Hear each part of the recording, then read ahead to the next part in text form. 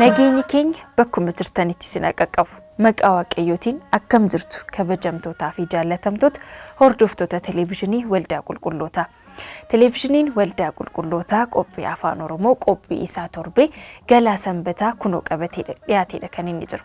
Isinis hanga xumura sagantaa keenyaatti nu waliin turuudhaan qophiiwwan isiniif qopheessine isin biraan ga'uuf immoo aanaa dhufuu isiniin jechaa jirru hanga xumura sagantaa keenyaatti nu waliin turtanii akkasiin nu hordoftan kabajaan isin affeerra. Har'aaf qophii keenya jalqabaa kan taasifanne lallaba wangeelaati.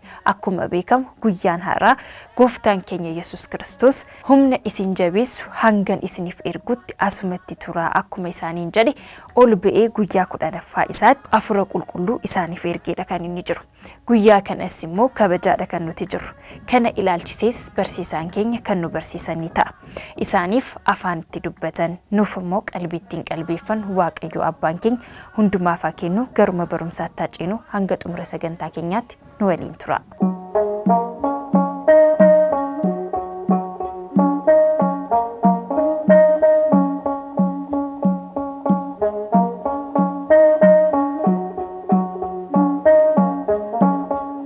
Maqaa Abbaa, kan Ilmaa, kan Hafuura Qulqulluu, Waaqayyo tokko. Ameen. Waaqayyo kan isin jaallatu, isinis Waaqayyoon kan jaallattan, maatiiwwan Waaqayyoo, ijoollee waadaa haadha keenya qulqullittii Dibra Maariyaam, maqaa Waaqayyootiin attamii nageessan. Eeyyee Waaqayyo abbaan keenya, abbaan dhiifamaa, abbaan jaalalaa, dhiifama isaatiin cubbuu keenya nuuf dhiisee, dogoggora keenya bira nuuf darbee, guyyaa har'aatiin kan nu qaqqabsiise galanni guddaan isaaf haa ta'u. Yaa Waaqayyo, kennaa kee hundumaa ijoollee namaarra bulchite. Sagalee kana kan argannu Faaruu Daawit boqonnaa 67 lakkoofsa 18 irratti yommuu ta'u, Waaqayyo uumaan keenya kennaa isaa kennaa hafuuraa, kennaa isaa kennaa tajaajilaa, kennaa jaalalaa ijoollee namaatiif, tajaajiltoota isaatiif, tajaajila hafuuraatiif, hojii bu'a qabeessaaf faayidaa qabuuf dhala namaatiif kan inni kenne ta'uu isaa kan ibsudha. Asirratti immoo ilaallu garbichi Waaqayyoo jaallatamaa qulqulluun Daawit sagalee kana kan dubbate isa yommuu ta'u, galanni guddaan isaaf haa ta'u. Samii irraa gadi bu'ee haadha keenya qulqullittii Dibra Maariyaam irraa dhalatee biyya lafaa kanarra foon uffatee deddeebi'ee raajii yookaan dinqiiwwan adda addaa taasisuudhaan namoota dhukkubsatan fayyisee, kanneen du'anis du'aa kaasee, waa hedduu eega raawwatee booda yeroon murtaa'e sun yeroo ga'u sababii cubbuu namaa dabarsamee kan kenname ta'uu isaa, du'ee owwaalamee du'as mo'atee ka'uu isaa, du'aa ka'uu qofaa otoo hin taane eega du'aa ka'ee booda duuka buutota isaatti yeroo hedduu mul'ate bultii 40 booda ulfinaaf galatoo guddaadhaan samiitti gara abbaa isaatti kan ol ba'e ta'uu, akkasumas du'aa ka'ee bultii 50 booda yookaan samiitti ol ba'ee bultii 10 booda kennaa isa samiirraa, kennaa hafuuraa duuka buutota isaarra bulchuu isaa ibsuudhaaf raajii kan inni dubbate, fakkeenyaan kan inni ibse garbichi Waaqayyoo Daawit jecha kana Faaruu 67:18 irratti nuuf barreesse arganna.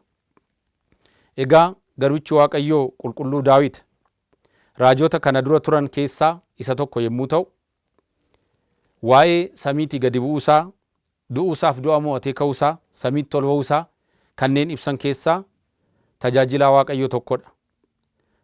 Garbichi Waaqayyoo Daawit kanas yeroo ibsu sagalee kanaaf kana qofaadhaan otoo hin taane hedduu kan dubbate yommuu ta'u, ayyaana guyyaa har'aa kabajamu wal qabsiisnee kan nuun ilaallu, barumsa keenyaaf mata duree kan nuuf ta'u sagalee kanaaf Faaruu 67:18 irratti kan barreeffama ta'a jechuudha. Seenaan isaa gabaabaatti maal fakkaata jennee yoo ilaalle, akkuma wangeelli Luuqaas boqonnaa 24 nutti himu, amma fiixee Bitaaniyaatti isaaniin ol baasee jedha. Egaa fiixee Bitaaniyaa yommuu jedhu waa'ee tulluu Dabra Zayit nutti himuu isaati. Dabra Zayit maqaa tulluu sanaati. Bitaaniyaan maqaa biyyaati. Amma fiixee tulluu sanaatti ol baasee harka isaas diriirsee walirra qaxxaamursee eebbisee jedha. Kun seeraaf heera barumsaaf iccitii guddaa kan of keessaa qabudha. Gooftaan keenya uumaan keenya Iyyasuus Kiristoos yeroo samiitti ol ba'u amma fiixee tulluu Bitaaniyaatti ol baasee harka isaa walirra qaxxaamursee eebbisuun isaa mallattoo fannoo gooftaa keenya Iyyasuus Kiristoosidha. Har'a nutis qaama keenya yeroo gara mana Waaqayyootti ol seennu mallattoo fannoo Kiristoosiin mallatteeffanna. Yeroo nyaata Waaqayyo nuuf kenne eebbifannu mallattoo fannoo Kiristoosiin mallatteeffanna. Hedduu akkaataa kanaan kaasuun ni danda'ama. Amma tulluu Bitaaniyaatti ol baasee harka isaa walirra qaxxaamursee isaaniin eebbisee kennaa isaa irra bulchee jedha. Yeroo eebbisuus akkanatti hin jedhe. Kennaa hafuura qulqulluu fudhadhaa. Kennaa Waaqayyoo fudhadhaa. Humna Waaqayyoos qabaadhaa argadhaa. Fiixee addunyaatti amma xumuraatti adeemaa sagalee Waaqayyoos barsiisaa. Waan isin lafarratti hiitan samiirratti kan hidhame ta'a. Waan isin lafarratti hiiktan samiirrattis kan hiikame ta'a. Jedhee hafuuratti baafatee jedha. Kana jechuun aangoo lubummaa isaaniif kenne. Eenyuuf? Duuka buutotaaf. Eenyutu? Gooftaan keenya, uumaan keenya Iyyasuus Kiristoos. Eega kana raawwatee booda, eega du'aa ka'eeti boodas taanaan otoo samiitti ol hin bahin keessa deddeebisee akkuma gorsaa ture, akkuma akeekkachiisaa ture, akkuma itti himaa ture, egaa ani gara samiitti gara abbaa koottiin ol ba'a. Yoon deeme isiniif wayya. Ani immoo dhaqee abdii abbaan koo kenne isiniif hin erga. Innis beekumsa, humna, cimina isiniif ta'a. Yeroon ol deemu iddoo isiniif hin qopheessa. Mana abbaa koo keessa iddoo jireenyaa hedduutu jiraa jedhe. Iddoo jireenyaa jechuun akka biyya lafaa irratti ilaallu mana jireenyaa kana kan fakkaatu otoo hin taane kennaa hedduutu jiraa jechuusaati. Mana abbaa koo hafuura qulqulluuf ana bira, sadan tokkicha Sillaasee bira kennaa hafuuraa kan ta'e samiirraa kan isiniif kennamu hedduutu jira jedhee mul'isee itti hime. Oreeloon ba'u deebi'ees gara keessan nan dhufa. Biyya lafaa kana irratti ijoollee akka abbaaf haadha hin qabnee tamsaasee isin hin dhiisu. Bakka ni jiraadhu akka naa wajjin jiraattan gara koottiin isin fudhadha. Isin fudhachuudhaafis deebi'ee nan dhufa. Kanaafuu hin shakkinaa, hin sodaatinaa, lapheen keessan hin raafamin, anatti amanaa, abbaa koottis amanaa jedhe. Duuka butoota isaatiin qajeelfama kana yeroo kennuuf yeroonni Yihudootaan qabamee Yihudoonni hanga du'aatti yeroo isaan qaqqabsiisan sodaa guddaaf hamaadhaan qabamanii turan. Eenyutu? Duuka butoonni isaa.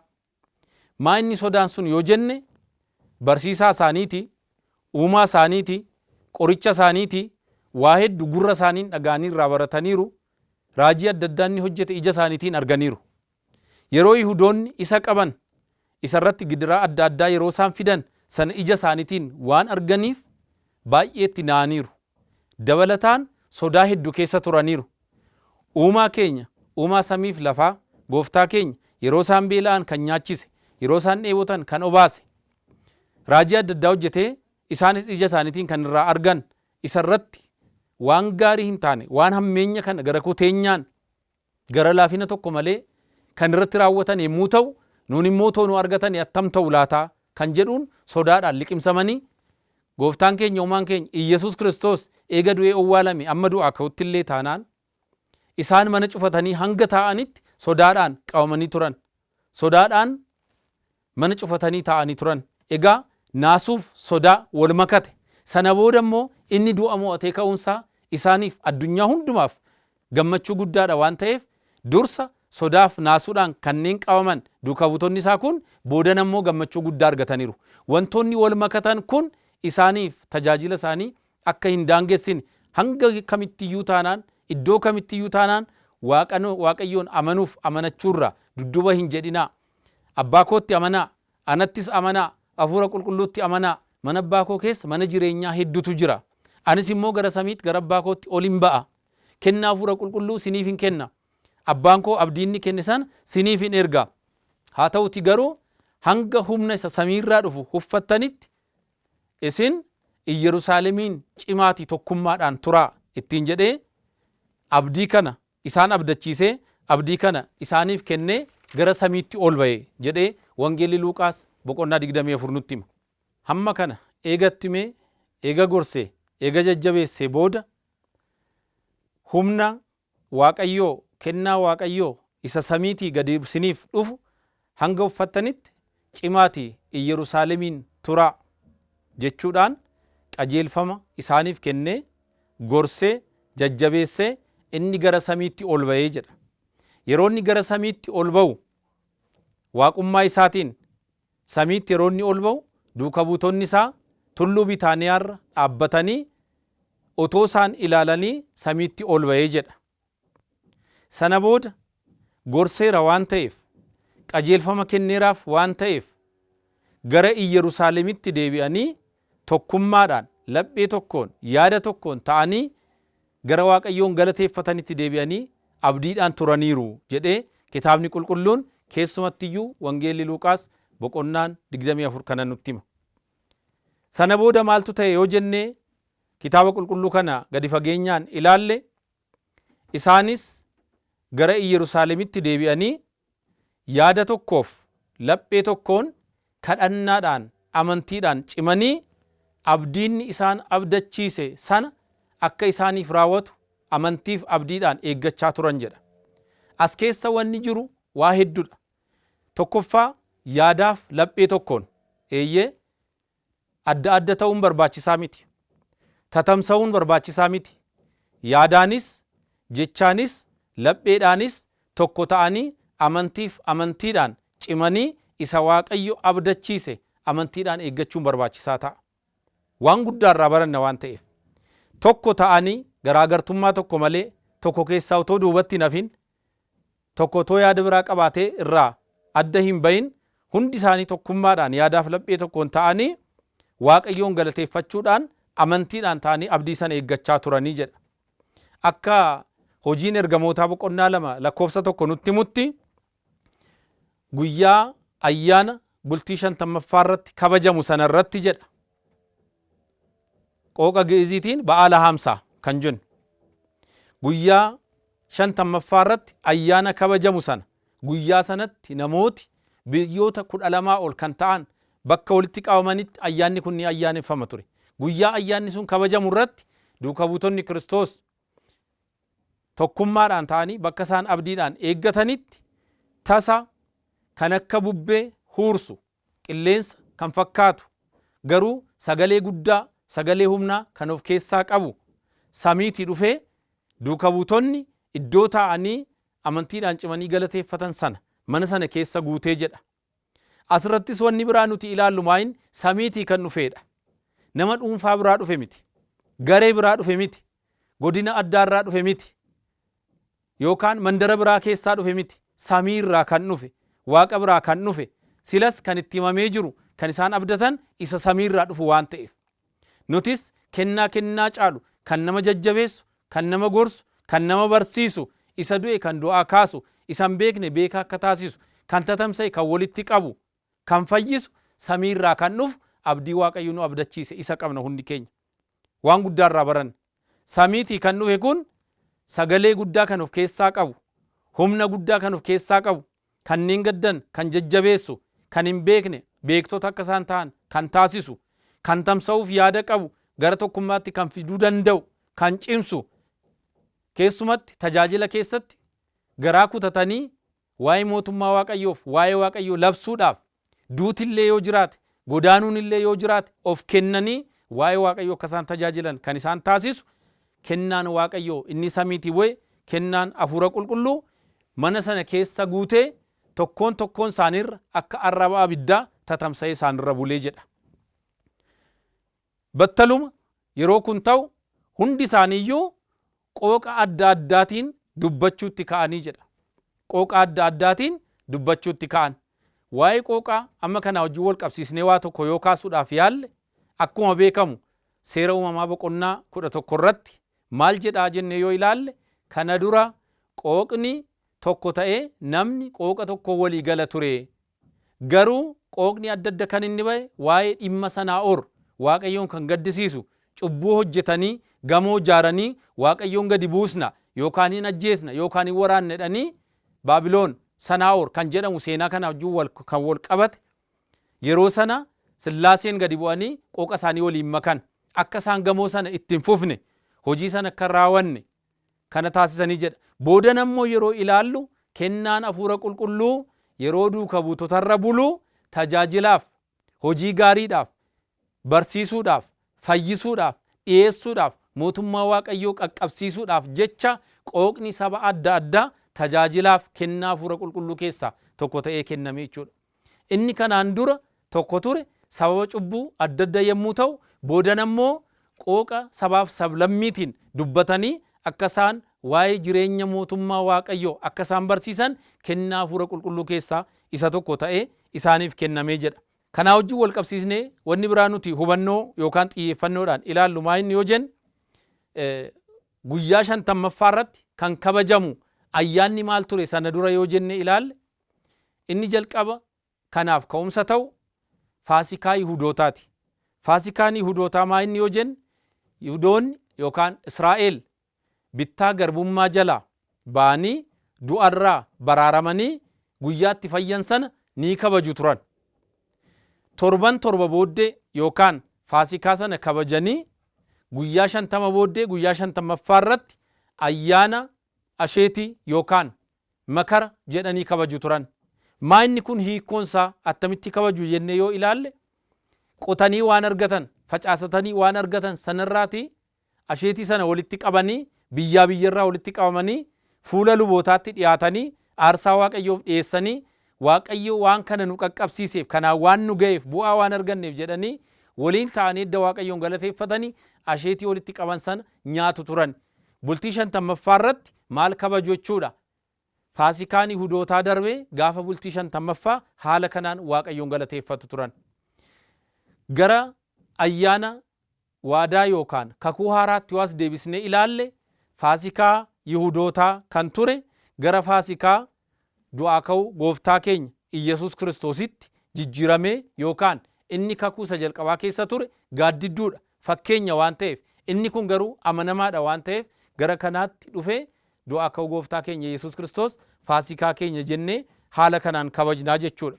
Asirratti Phaawulos wanna inni dubbate tokko yoo ilaalle Qorontoos 1:5 lakkoofsa 7 irratti maal jedhee Faasikaan keenya Kiristoos aarsaa ta'ee nuuf dhiyaateera. Kanaafuu qajeelummaaf qulqullummaadhaan jaalalaaf amantiidhaan haa kabajnu du'aa ka'uusaa jedha. Gooftaan keenya Yesuus Kiristoos sababa daddarbina sababa cubbuu keenyaa fannoo irra oolee gatii guddaa kaffaleera. Aarsaa ta'eera. Du'eera. Du'a mo'atees ka'eera. Kanaafuu Faasikaa Yihudootaa otoo hin taane isa nuuf jedhee dhiiga isaa lolaase isa nuuf jedhee fannoo irra oole du'arraa nu baraaruudhaaf nuuf jedhee du'e Faasikaa du'aa ka'uu isaa kabajna. Attamitti kabajna immoo jedhe Kiristoos hoolichi waaqayyoo Kiristoos ilmi waaqayyoo aarsaa ta'eera waan ta'eef qajeelummaaf dhugaadhaan jaalalaaf amantiidhaan haa kabajnuu jedha. Kanaaf Faasikaan keenya Faasikaa Yihudootaa otoo hin taane Faasikaa Kiristaanotaa waan ta'eef Faasikaa Kiristaanaa haala kanaan kabajnaa jechuudha. Lakkoofsumaan illee guyyoottan daddarban kana yoo ilaalle gooftaan keenya Yesuus Kiristoos du'aa ka'ee bultii 40tti samiitti ol ba'e. Bultii 10 booda immoo kennaa hafuura qulqulluutu duuka buutotarra bu'e. Walii gala yoo ilaalle guyyaa 50 jechuudha. Inni sila ba'aala hamsaa yookaan guyyaa 50ffaa irratti Yihudoonni kabaju turan kan jennee kaasne sana agarsiisaa jechuudha. Inni gara biraan ayyaanumti Yihudoonni kabajan sun qooqa Giriikiin Phenxeqoosxee jedhama. Kana jechuunis ayyaana asheetiidhaaf waaqayyoon galateeffachuudhaaf walitti qabamanii jechuudha. Akka kakuu yookaan waadaa haaraa kanatti Pharaaqliixoos jedhameera. Pharaaqliixoos jechuun qaama sadii keessaa qaama tokko kan ta'e galanni isaaf haa ta'u maqaa itti waamama hafuura qulqulluuti. Pharaaqliixoos kan jedhu qooqa Giriikiidha. Haaluma kanaan guyyaa ayyaana Pharaaqliixoos kana maaltu ta'e yoo jenne kennaa hafuura qulqulluutu duuka buutotarra bu'ee jechuudha. Egaa waliigala yeroo ilaalaa deemnu barana kan nuun kabajnu guyyaa har'aa kana jechuudha. Waxabajjii 13 ayyaana Pharaaqliixoos yookaan ridata manfas qidduus kennaan hafuura qulqulluu duuka buutotarra guyyaan itti buledha jettee bataskaanni keenya akka addunyaatti kan isheen kabajju kun kanarraan kan ka'edha. Kanarraa maal baranna? Tokkoffaa samiitti yeroo ol ba'u abdii isaaniif kenneera. Bultii 10 booddee abdii isaaniif kenne sana isa isaan abdatan sana isaaniif raawwateera. Isaan immoo tokkummaadhaan Waaqayyoon galateeffachaa turaniiru.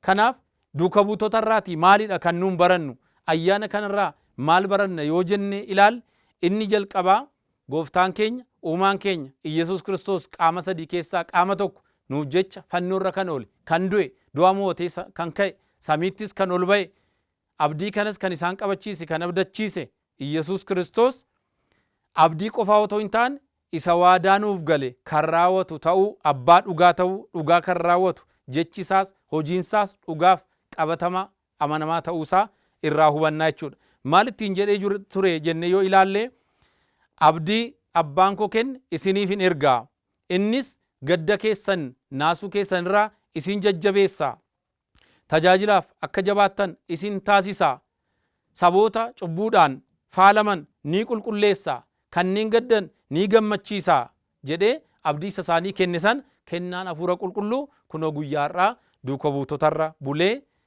kan isaan beekan akka isaaniif turu, isaaniif bubbulu, isaaniif cimu, kan isaan hin beekne immoo akka isaaniif ifa akka ta'u addeessuudhaaf kennaan hafuura qulqulluu isaanirra buleera.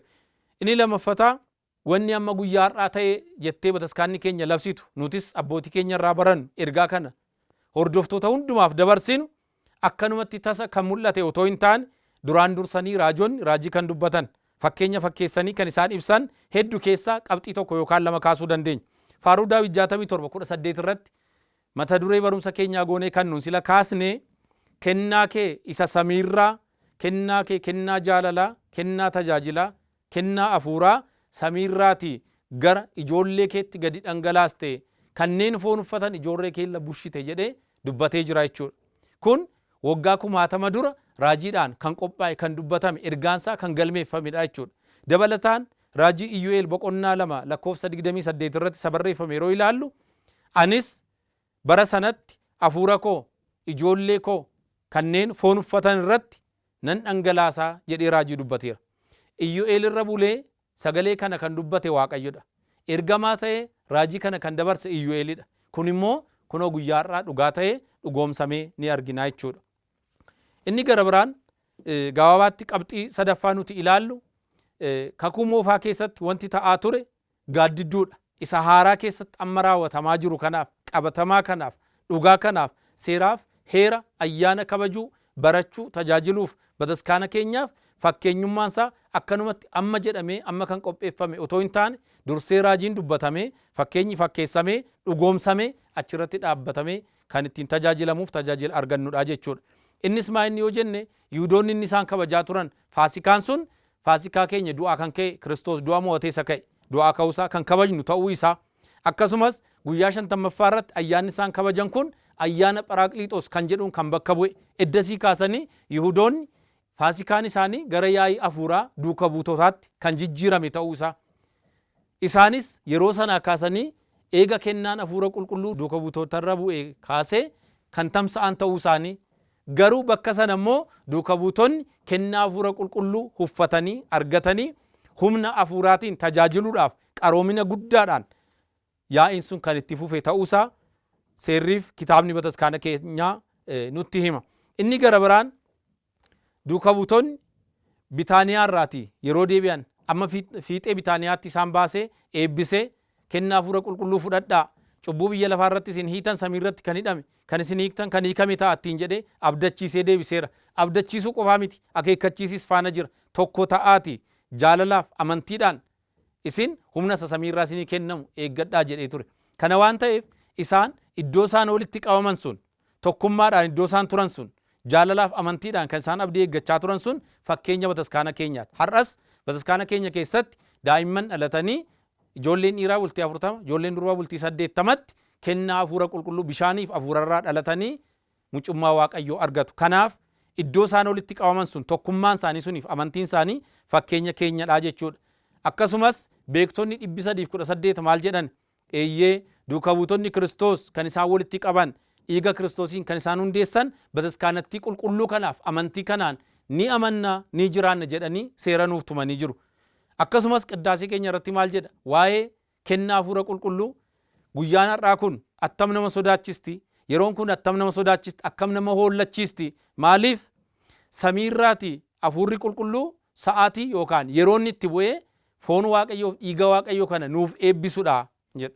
Kanaaf giddu galeessi kennaa hafuura qulqulluu giddu galeessi humna hafuuraa argachuu mana amantii keenya amantii ortodoksii tawaahidoo Itoophiyaatii jechuudha. Inni gara biraan duuka buutota sarraa kan nuun barannu maayin garaagartummaan faallaa ta'uu, garaagara wal qooduun faallaa ta'uu, tokkummaan garuu cimina ta'uu isaa, tokkummaadhaan yaada tokkoon laphee tokkoon amantiidhaan cimanii isa waaqayyo jechaaf sagaleedhaan nu abdachiise gochaan akka nuuf raawwatu sana abdachuuf eeguun waan guddaadha. Kanaaf immoo wanni bu'uura ta'u maayinni tokkummaa, maayinni wanni bu'uura ta'u jaalala, maayinni wanni bu'uura ta'u amantiidhaan cimanii dhaabbachuuf argamuutu barbaachisaa ta'a. Isaanillee yeroo sanatti jedha, yeroo sanatti lapheedhaan yaadaan tokko ta'anii tokko toorraa adda hin bahin amantiidhaan abdii san abdachiise san isa eeggachaa turanii jedha. Inni shanaffaa nuti ilaallu maayin kanaan dura akkuma sila kaasuudhaaf yaalame qooqni tokko ture iddoo hedduutti qoodameera. Sababni isaa maayin sababii cubbuu namootaa, sababii Sanaaor Baabiloon kanaa wajjin wal qabatee ta'ee seera uumamaa 11 irratti nuu kaa'eera. Amma garuu kennaa hafuura qulqulluu wajjin wal qabsiisnee yoo ilaalle tajaajilaaf isaanii kenname. Wangeela hojii ergamootaa boqonnaa 2:1 kaasnee dubbisnee isaan hundumtuu kennaan hafuura qulqulluu eega irra bulee sa'aatii sanaa kaasanii kanaan dura qooqa warra Ibrootaa qofaa kan dubbatan kan turan duuka buutonni tajaajiltoonni dabalataan qooqi 71 dabalamee fi qooqa 72 kan tajaajilan ta'anii jiru. Boodana maal ta'e jechuudha qooqni adda addaa tajaajilaaf kan eebbifamee kenname ta'uusaa isaan irraa hubanna. Egaa nutis duuka buutota fakkeenya godhannee abdiin nu abdachiise amantiif jaalalaan tokko taanee lapheedhaan yaadaan tokko taanee kan eeggannu qofaa otoo hin taane kan argannu akka taanu eebbi hafuura qulqulluu immoo kan nuuf kennamu hojiidhaaf tokkummaadhaaf malee garaagartummaadhaaf kan hin taane jireenya bara baraatiif kan nuuf kennamu waan ta'eef haala kanaaf kanaan eeggannee simannee hojiirra akka hojjinu waaqayyo abbaan keenya waaqni duuka buutotaa nuuna gargaaru ayyaana gaarii.